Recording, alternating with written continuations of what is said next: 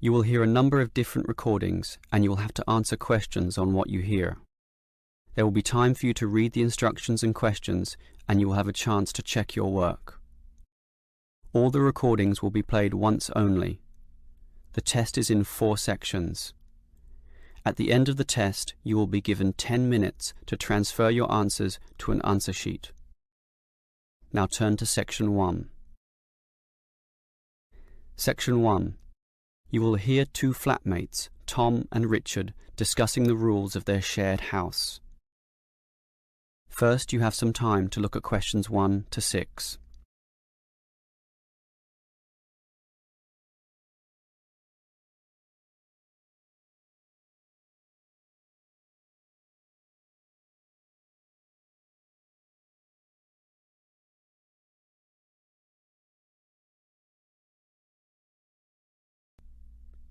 Now we shall begin.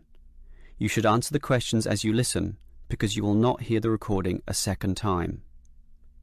Listen carefully and answer questions 1 to 6. Richard, as we discussed before with this extra bedroom in the house, we should advertise for another tenant, but I think we've got to establish rules this time. We already have 2 rules about the rent money. Remember? We pay on the 5th and expect full payment with no excuses. Sure, but I mean additional rules apart from those 2. Okay, there's certainly no harm in that. Remember the problems we've had with people in the past.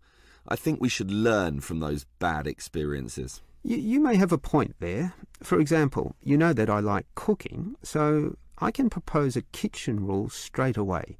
Every tenant must clean after use. We shouldn't allow what happened last time. You mean that guy who left all his dirty dishes piling up and food on the floor? Clean after use. We should write that down. I'm happy with that. And not only clean, but they also have to tidy up. We can't have them cluttering up our very small kitchen counter. I'm with you there. That will make life far more manageable. So, tidy up is our second cooking rule, let's say. And now, can I tell you what really annoys me? Sure. Dirty tenants. Those who just allow dirt and dust to build up around the house and don't care less. We've got to have a strict rule prohibiting that. What about a cleaning roster? We can make a list of everything that we expect to be done. Carpets vacuumed, furniture dusted, toilet cleaned, and so on. And everyone is required to take turns. First my turn, then your turn, then the third tenant's turn. This spreads the load so we can keep the apartment very clean. I'm happy with that. Otherwise, one person will be working harder than the others. But how often do we do it? Every day, twice a week, or once a week, or what? Every day. What do you think? Too often, I would say. Well, every 3 days then. I don't know. We're all busy with part-time jobs and study. I'd say that once a week is good enough. It's probably what most households do, anyway. All right. Let's run with that then. As long as we do clean regularly and well. Okay, are there any other rules? What about music, loud TV, that sort of thing? I want absolute quiet at night because I go to bed early in order to get up early for my job. So, why don't we say no noise after, say, 11 at night? Earlier than that, 10 p.m. That's consistent with most rental properties, and no overnight visitors either. You're right. That caused a lot of problems when the last tenant brought his drinking buddies in for the night. So, we prohibit late night noise and overnight visitors as well. That sounds good to me. Before you hear the rest of the conversation, you have some time to look at questions 7 to 10.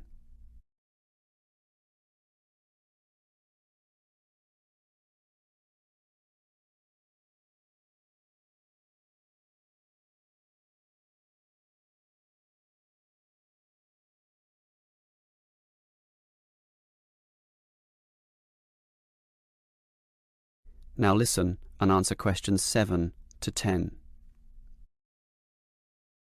Okay, Richard. If we want to advertise for an extra tenant for the third bedroom, there's a website with an online form here that we can fill out. That will speed things up. Good idea. In fact, let's do it now and get it over and done with. Sure. The first category here is gender. I guess that means we write male or female. I think I'd prefer a male. He'd fit in with us. One of the boys, something like that. Sure, but that might limit things, and I'd say a female might be just what this household needs. Why don't we say any and let fate decide? See who turns up and judge them as they come. OK, I'll type any. So now we move on to job. What sort of job do you want them to have? To me, it doesn't matter. Doctor, lawyer, cleaner, as long as they have a job, of course. Unemployed tenants can be a problem. Just type in must have. You mean a job? Yes. Must. OK, that's done. Now, how much should we ask them to pay? $180 would be about 1/3 of the total rent. I'm doing the maths now with a calculator. The figure would be closer to $173.50. Well, let's round that up to the nearest 5. I'll type in $175 and we can share the extra $1.50. Done. Now, finally, when can we let the new tenant move in? Immediately, I'd say. The sooner the better. Type in immediately. But I'm busy this week with my job, so I'm not in the mood to interview tenants right now. And anyway, we've had just you and me for so long, what does another couple of weeks matter? So, when would you like the tenant to move in then? 1 week from now? Beginning of the month, March 1st? Later. Give it another 4 days at least. March the 5th is better for me. OK, I'll type that in. It should be fine. Any later than March the 8th and I'll be too busy with my exams. And that's about it. That is the end of section 1. You now have half a minute to check your answers.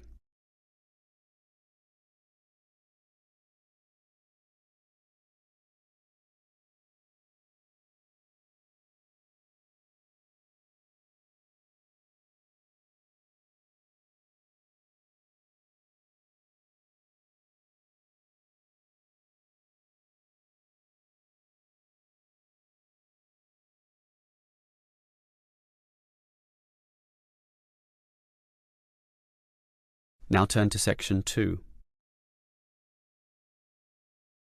Section 2. You will hear a police officer giving a lecture to some overseas students about ways to minimize risk in public. First, you have some time to look at questions 11 to 17.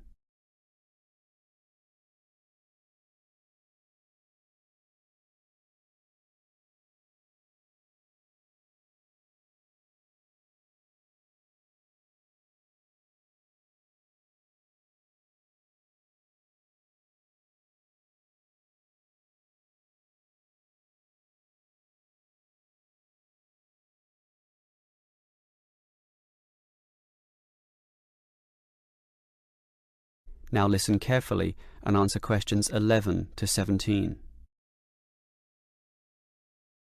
Hello, everyone.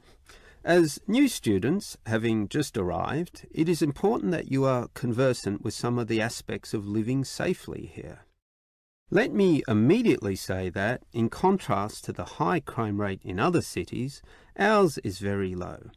Nevertheless, there is some advice that would be considered prudent in even the safest of places. It is therefore in your interest to look at this map of the city and familiarise yourself with its areas, some of which may not be as safe as others, particularly at night. A little research now in this respect will obviously help you a great deal. For this reason, we have provided a variety of brochures and information leaflets which we encourage you to take and read. In addition, you should talk to people you know, to your homestay parents and teachers, and get a feel for the situation both in the neighbourhood where you live and the city at large. Now, you should know about the police presence in this city. There are local police stations in every suburb, but not all of these are open 24 hours a day. For that, you need a main station, of which there are many, and you should familiarise yourself as to the location of the one nearest to you. Moving on, many of you might like to go out at night. So you should also familiarise yourself with the public transport system. It could put you at risk if you are wandering around lost in the late hours of the night, particularly if you are a woman. Our city has a fairly good public transportation system, but not all of it operates necessarily to late hours. For this reason, you can avail yourself of the special late-night buses known as night birds, which operate along most major routes. Again, collect one of the brochures on the table here for the night bird timetables. Finally, if you do feel there is an emergency, you can dial 000. However, this does not take you through to a police station, but rather an operator. This operator will question you as to the nature of the problem and then send your call through to the relevant department, police, fire or ambulance, as the situation demands. This may take up valuable time, and for this reason we suggest that you find the emergency number of the nearest main station to where you live. This will speed up the process should you need police services in the event of a serious problem. Having said all this, let me remind you once again that this is a very safe city and we don't expect any problems to occur. Yet, it always pays to be prepared. Before you hear the rest of the talk, you have some time to look at questions 18 to 20.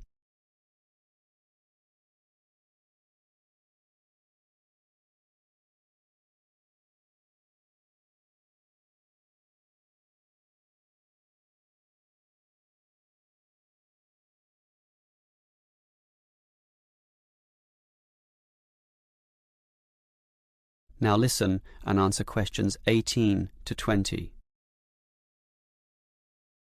On the same subject as being prepared for problems, it is a fact that the police cannot cover every part of the city at all times of the day. Thus, it is advisable for you to take some precautions and be prepared for any problems which may occur. There are less safe areas which you may inadvertently find yourself in and, through no fault of your own, be faced with difficulties.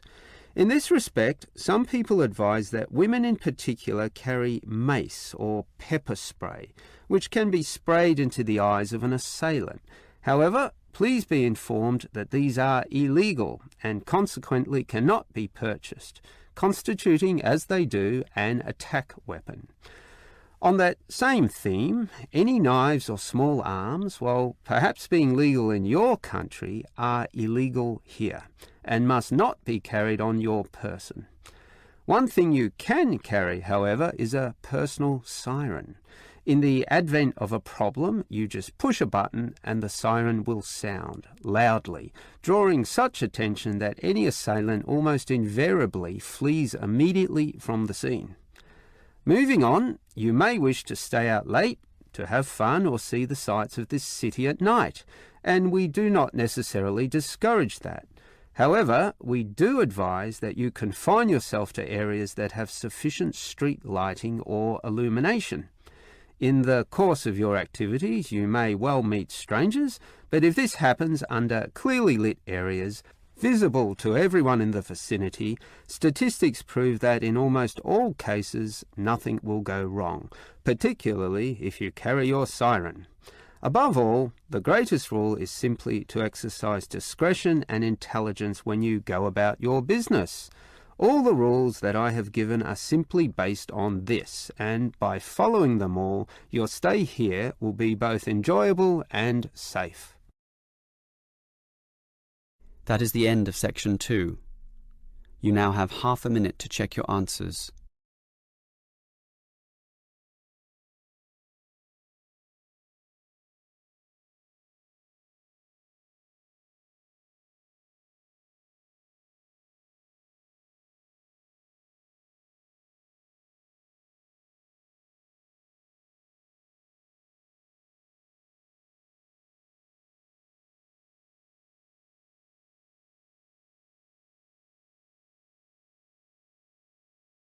Now turn to Section 3.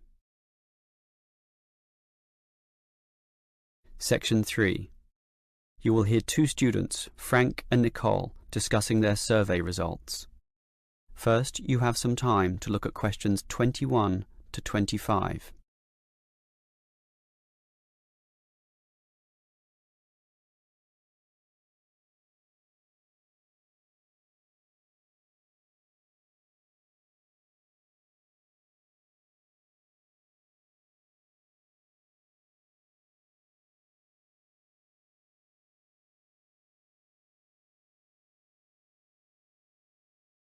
Now listen carefully and answer questions 21 to 25. OK, Nicole. Did you interview the required 50 people? Yes, I have them all here. I had intended to talk to over 50 actually, but I could only talk to 46 in the end, all students from the university. It should be fine for our purposes, and it was interesting actually to hear what they said. I was hoping for 50 to make a round number. Better for statistical purposes, but 46 should be OK. I think so. What was interesting was that many of them were not happy with the staff here. Really? What proportion? Well, 1/4 of them said the staff were OK, and another 10% said they were good, which together makes about 1/3. So basically the rest of the people I interviewed weren't happy in this respect. So, what was the main cause of complaint? Well, it's rather mixed. A lot of the foreign students complained about the homestay accommodation and the attitude of the homestay officers when dealing with these issues. Most of the foreign students said this actually, but the bulk of the mainstream students had concerns with the attitude of the teachers. It seems they feel the teachers don't care enough, and facilities weren't that important, relatively speaking. I think the teachers here are OK. Don't you think so, Nicole? Personally, I'd say most of them are fine, but obviously there are a few I'd say need to improve in their commitment to helping students. Oh, not many though. Only about 10% maybe. More, I'd say, at least 1/3. Wow, Nicole, that's a bit harsh. That many? I'd say 90% of the teachers here are fine. I think I definitely disagree there. Well, whatever the case, the university seems to have some problems. Who should we inform about these findings? The course convener. He runs our programme. Yeah, just a small programme. These problems are serious and university-wide. I think we should talk to the assistant dean at least. Come on, we're just a couple of students. We can't go that high. It's like some cleaners wanting to talk to the CEO. We've got to follow the chain of command and start at the bottom. OK, the course convener it is. Before you hear the rest of the conversation, you have some time to look at questions 26 to 30.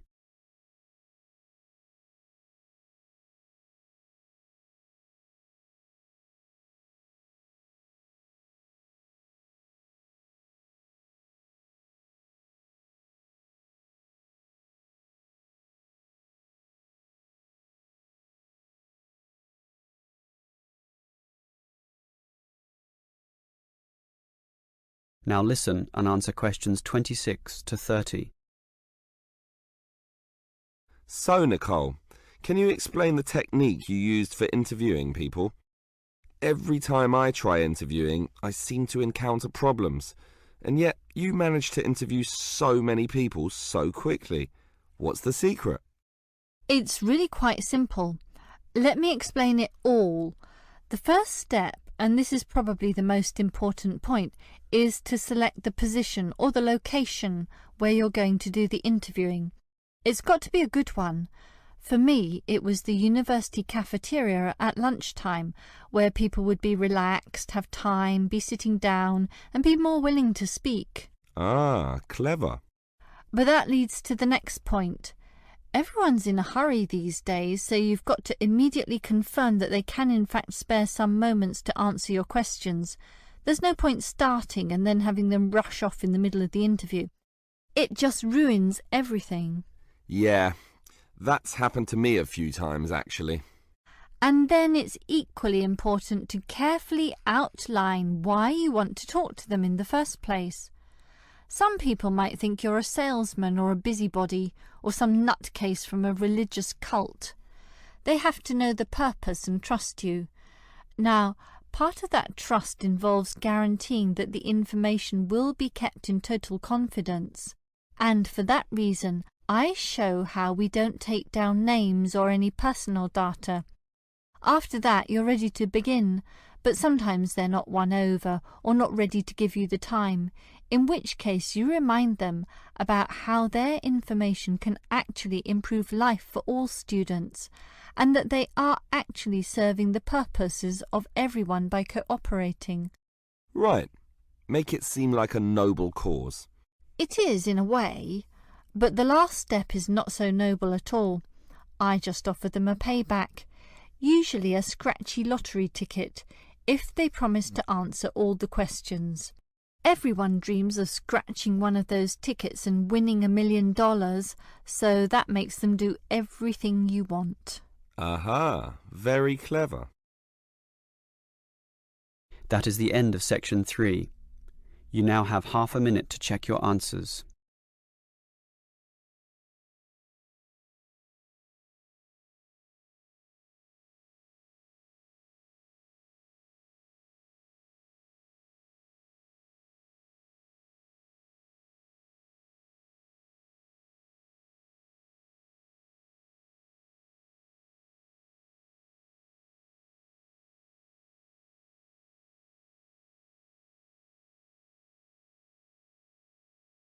Now turn to section 4. Section 4. You will hear a lecturer discussing human resource management. First, you have some time to look at questions 31 to 33.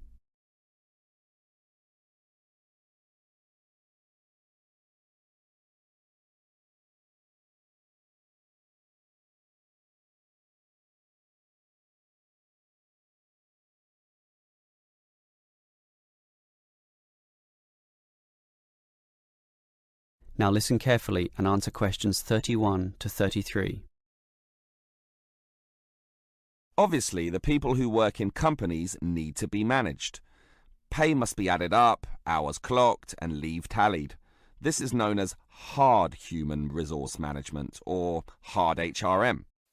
This is because it is based on hard numbers, facts and rules. That is, an impersonal, calculative aspect. And again, there must be such an outlook, with all its paper-based systems, in order to carry out company tasks. But if there's a hard, there must be a soft. And it is this soft element of HRM that I'd like to consider now. Historically, it took a long while before the importance of this soft element was realised. For example, in Henry Ford's car-making factories, workers were regarded as unthinking tools who would mindlessly repeat the same task for 8 hours a day. This attitude worked for a while. However, the Ford Motor Company faced the growing challenges of huge turnover, lack of motivation, declining quality of their product, and labour disputes. It eventually became clear that the original ethos about workers was wrong. It needed to take their human needs more into account. That leads us to the modern soft HRM model, where the staff, or human resources, are now considered one of the most important assets a company may have, an asset just as tangible as the factories, shops, and money in the bank, and something that needs to be managed in a soft way as well as hard. Before you hear the rest of the lecture, you have some time to look at questions 34 to 40.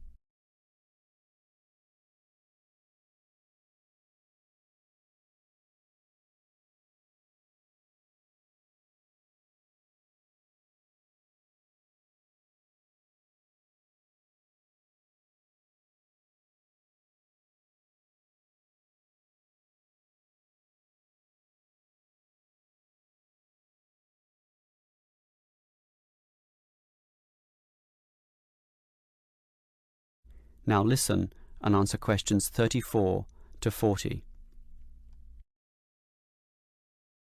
So, what is soft HRM? It basically involves 3 elements. One is motivating your staff. The second is making sure they stay with your company, that is, reducing turnover. And remember, turnover costs money, diverts resources, disturbs the system, and you may be losing a lot of experience there in just one staff member. The third element is using the staff in the best way, in a way that gets the most out of them. All of these elements are closely related and sometimes overlap, but are still distinct enough to be considered separately. Now, let's talk about motivation first. Obviously, people will work harder if they feel good about being where they are. This means the company should let people know that they are significant, and you do that by emphasizing the higher purpose their job serves in society as a whole. And this sense of higher purpose will drive people onwards. So, for example, if the company makes paper, have a motivation session, letting them all understand the importance of paper to modern society, and it is important. Basically, everything is important when you think about it, so make this fact clear to all. As for keeping staff, well, that also comes from motivation. But do you know the number one reason why people leave jobs? The answer? Because they don't feel appreciated. So, you need to make sure that they have this feeling. How? At its simplest, the boss can say thank you to the staff. You can remember their birthdays, bring out a cake, celebrate milestones, take them to a restaurant once in a while, and say thank you again. But more importantly, mean it sincerely.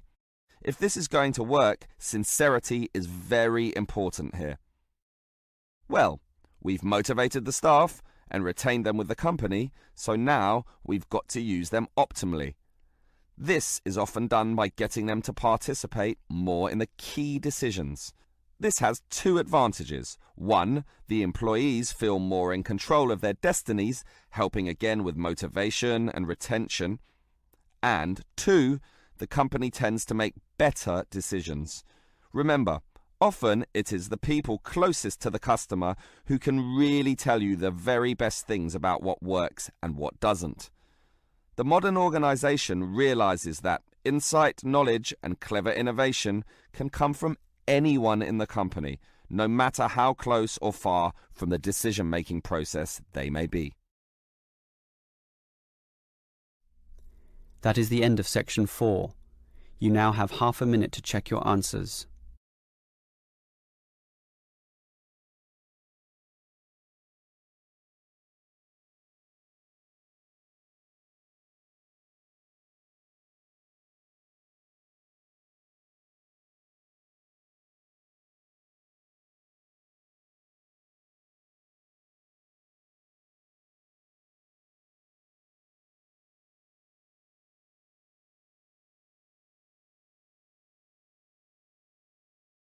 That is the end of the listening test.